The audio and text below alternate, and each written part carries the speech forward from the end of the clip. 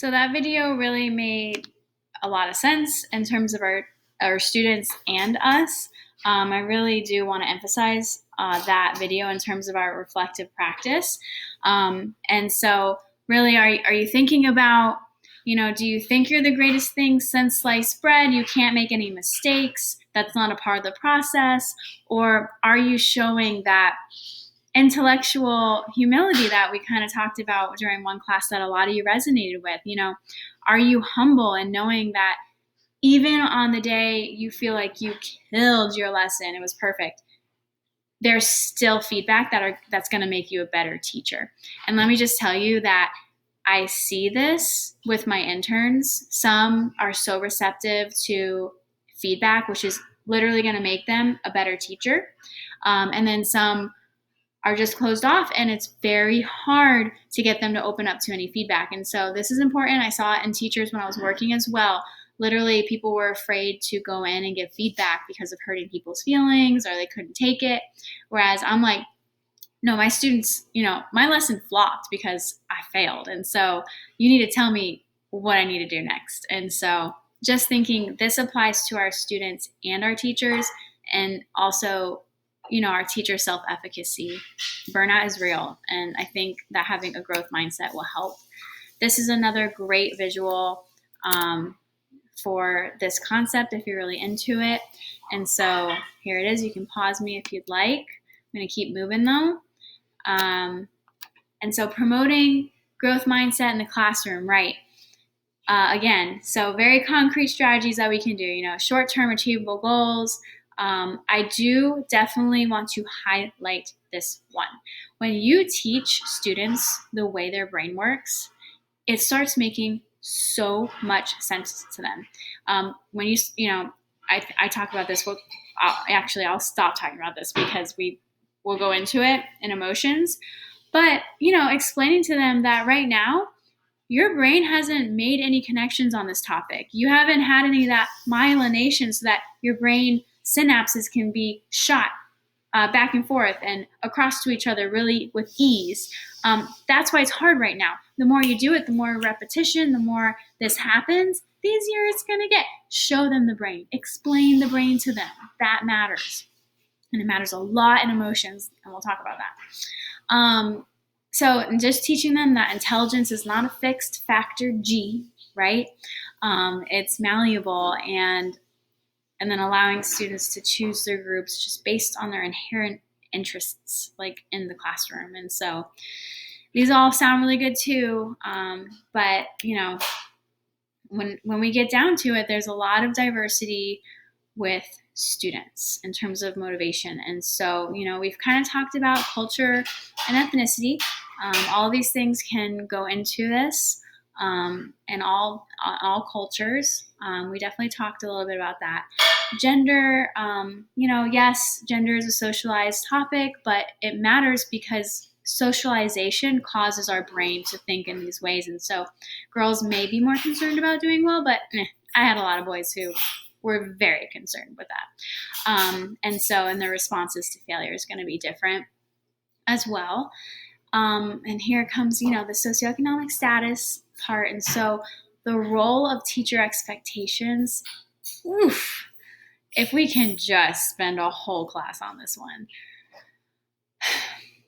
If you see your students as some pitiful lost case, your students are going to have a hard time. They're going to see through it. Everything's transparent. Your students see through you. Your students know if they like you or not. If your students know if you like them or not. It's clear. And so you got to fake it. I'm not talking about SES, but students can see what you expect of them and how you expect them to do. And so you really need to focus on, and here I am just telling you, I wish we could talk about this because it's so important, but your expectations matter. And so it does say here, students with special needs. I know this is a passion topic for a lot of you. These students will show the greatest diversity and motivation. It might be more of a, unstable type of factor, because some days they'll come in and be really motivated, and then some days they're not having it. It might be a big F you one day, and they're angels the next day. And so do know not to take it personally, and we will talk about this, but it's just individual diversity in terms of cognitive abilities, behaviors, and that's a theme that keeps coming up as well. And so we're going to talk about targets, and not really a lot because we've actually talked about these basically throughout the whole lesson. So if you'd like to kind of pause me and look at these and read them, I encourage you to do so. The only thing I wanted to highlight, me personally, is this recognition. And so just recognizing students for their effort. I had like a wall that had all of their work on it for exemplary work. When students do really good, we did class cheers. So this it motivates kids. Like, they even created their own class cheers. We did this one, and I said, "That was incredible." And they go, "Just like Hulk." Like when the whole class did something really good. And then we did 2 claps on 2, 1, 2 for individual things that were great. And so these things help with their motivation. Recognize these kids, validate them. They need it. Also knowing those are all extrinsic motivators, but you need a healthy balance. And so these matter. These targets are huge. Last thing, teacher expectations, and we just talked about it, so I won't spend too much time. But how do teachers' attributions and expectations influence students? And so I want to ask this question. You're continually asking whether you're giving equitable treatment and expectations to all. And so when you see your students, what do you think? What do you see? What do you expect? And we really need to be focusing on this because of these factors. So I've done a lot of work on self-fulfilling prophecy. And let me just tell you, so first read it. It's important. What teachers expect from their students do. It's a self-fulfilling prophecy. It's stereotype threat. So if you've got a student coming in and they're a behavior challenge, whatever, and you expect them to fail that day, they are going to fail that day.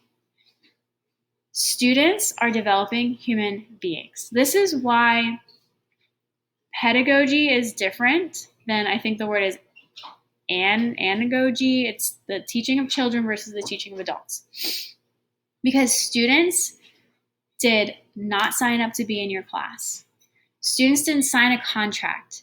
They didn't decide to spend all this money like you're doing in college. Like, you signed up for this, right? Students in your class, they didn't get to pick you.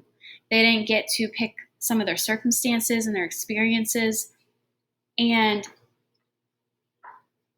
you have to be able to have the professionalism to give them a blank slate every day, because that matters. If you attach their history to them, that's the kind of person they're going to grow up and be.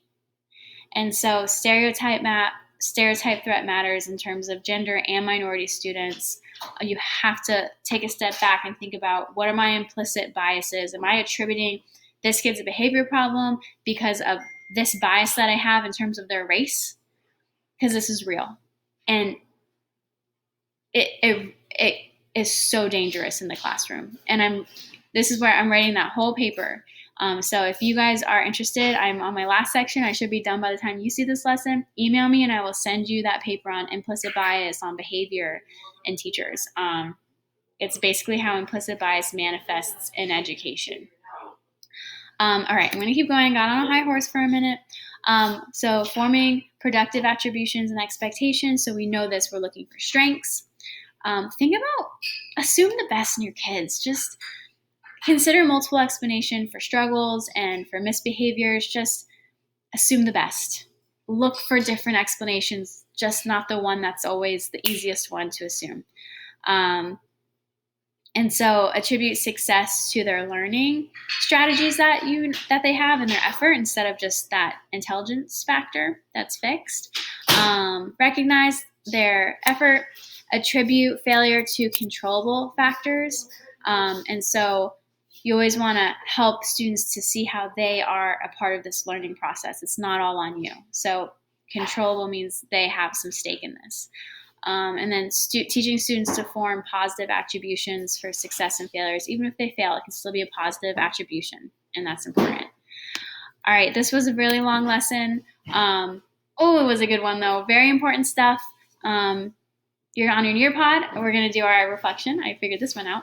And all right, that's it. I'm not going to ramble on. I will see you on the other side. Email me. Go into the course shell if you have questions. I'll be here.